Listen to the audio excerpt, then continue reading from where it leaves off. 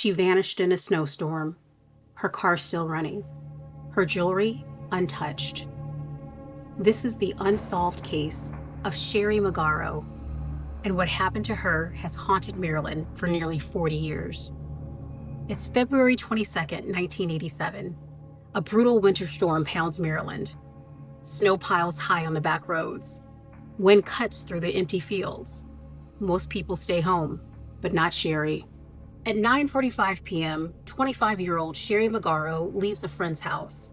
Her mother had begged her not to drive, but Sheree wanted to make it home to Harrisburg, Pennsylvania.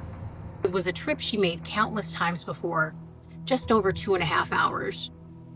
She set out on Maryland Route 213, a snow emergency road expected to stay clear.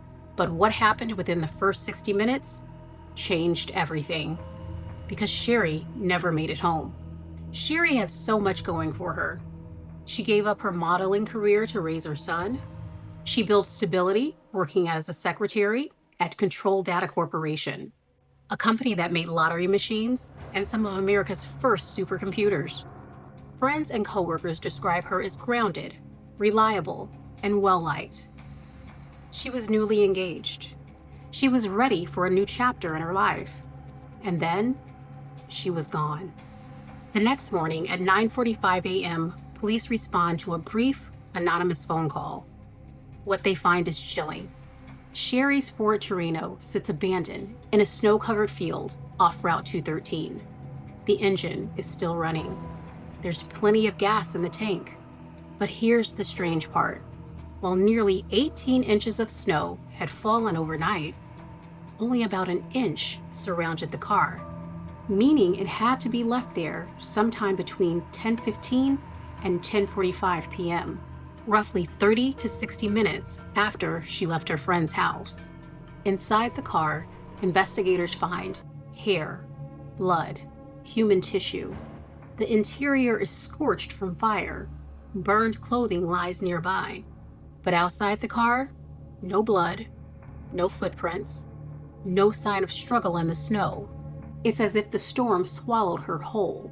About 100 yards away, her purse turns up. Inside, her ID, her lipstick, and several pieces of expensive jewelry, all untouched. So if it was a robbery, why leave everything behind? Then witnesses come forward. Several people report seeing a Ford Mustang with Maryland plates in the same field, its hazard lights flashing in the storm. One recalls a man, white, mid to late 20s, dark hair, and a mustache, talking with a woman inside a car that looked like Sheree's. Who was he? Not far from the scene, detectives find a blood-stained plaid shirt. DNA testing later confirms the blood belongs to Sheree. Then another lead. A man attempts to use one of her stolen credit cards at a Sears store in Lancaster. He matches the Mustang description. He tells the clerk it belongs to his wife, but when the card is declined, he bolts, leaving the credit card behind. Months later, another one of her cards is found discarded by a trash crew, 10 miles north of where the car had been left. And after that, nothing. Investigators believe Sheree was murdered that night. Her body was never found, but the scene tells a violent story, blunt force trauma, and a struggle she likely couldn't have survived. Still, the questions remain. If this was a robbery, why leave jewelry behind? Why set the car on fire?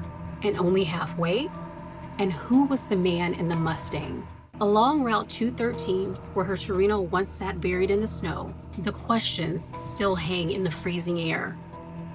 Was the man in the Mustang her killer, or was he just another shadow in the storm? To this day, no one knows. And until someone comes forward, the disappearance of Sheree Magaro remains one of Maryland's coldest unsolved mysteries.